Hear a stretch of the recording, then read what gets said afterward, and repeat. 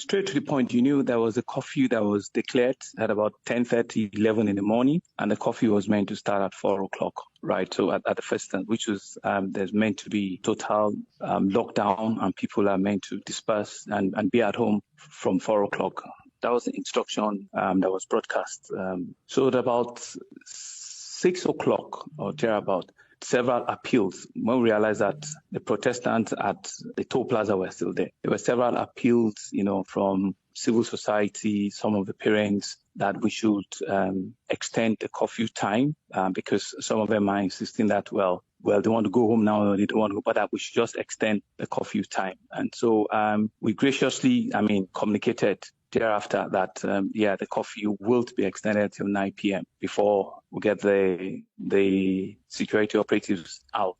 So those were the communications that were out, and those were the communications that we passed on to a whole lot of the security operatives. But I think at about 7 o'clock or thereabout, there was a small unit of the military that now went there, and we heard that gunshots were fired. Initially we couldn't even believe it because we thought, no, people were not meant to be there, as in security operatives are not meant to be there till around 10, 11, so why would anybody be there now? Well, the army said it wasn't there. Was the army there or not?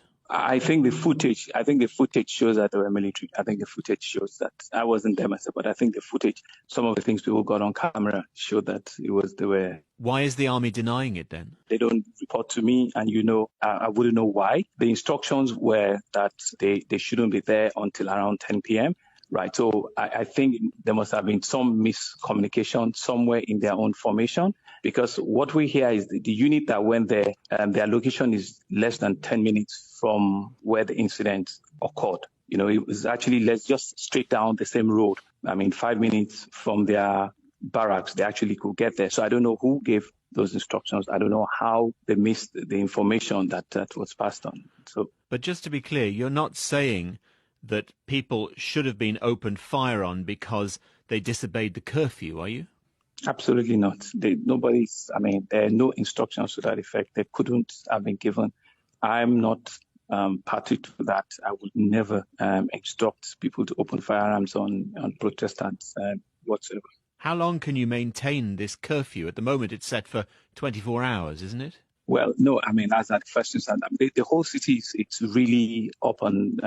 There's a lot of destruction this morning. There's a whole lot of. So I don't know for how long, but we will be reviewing on a daily basis. There's a lot of disruption, you say. How would you describe the current situation? Yeah, it's very tense. It's very disturbing. It's extremely very tense. It's a very, very unfortunate situation we found ourselves. We made every effort, and the reportage was clear over the last 4-5 days, to get the Protestants to join the panel of inquiry, to get the Protestants to form some conversations on the table where we all agree that the points that they've made are very clear. All of us are in support of it, but we needed to move the process of now ticking the box. We needed to move it forward.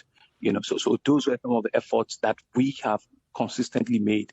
I've been appealing, to them that there's a whole lot of livelihood of people that have been disrupted. People could not access their businesses.